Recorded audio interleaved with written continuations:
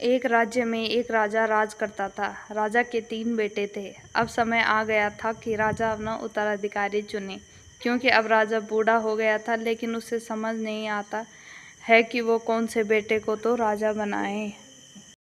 इसलिए उसने उपाय सोचा और तीनों बेटों को अपने पास बुलाकर उत्तराधिकारी वाली बात बताई।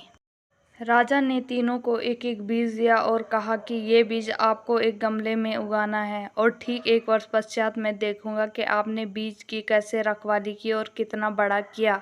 इसी आधार पर मैं अपना उत्तराधिकारी चुनूंगा। ऐसा कहकर राजा तीनों को जाने के लिए कहता है। अब तीनों बेटों ने बगीचे में से एक एक खाली गमला उठाया और अपने अपने बीजों को उसमें बो दिया। तीनों ने खूब मेहनत की और बीजों को पानी पिलाकर बड़ा करने लगा।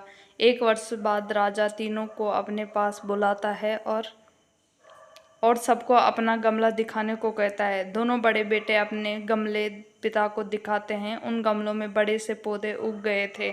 अब तीसरे बेटे की बारी आती है तो उसका गमला खाली मिलता है। राजा तीसरे बेटे को पूछता है कि उसका गमला खाली क्यों है।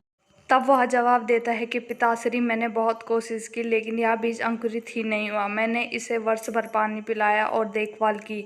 अब राजा कहता है कि वक्त आ गया है कि मैं अपने उत्तराधिकारी का नाम बता। राजा अपने तीसरे बेटे को राजा बनाता है। तभी उसके दोनों बेटों ने आपत्ति जताई। पिताश्री, हमारे गमले में तो बड़े पौधे थे, लेकिन फिर भी आपने इसे राजा क्यों बनाया, जबकि इसका गमला तो खाली है। ये तो अन्याय है। तब राजा ने पूरी बात बताई कि उसने 1 वर्ष पहले तीनों को उबले हुए बीज दिए थे, जिनका पौधा बनना तो असंभव है। इसीलिए तीसरे बेटे का बीज नहीं उगा, लेकिन तुम दोनों ने तो असंभव को भी संभव कर दिया। फिर वह हंसने लगा। राजा ने तीसरे बेटे की ईमानदारी देखी और उसे उत्तराधिकारी बना दिया। सीख: जो सच बोलता है वह सदैव आगे बढ़ता है।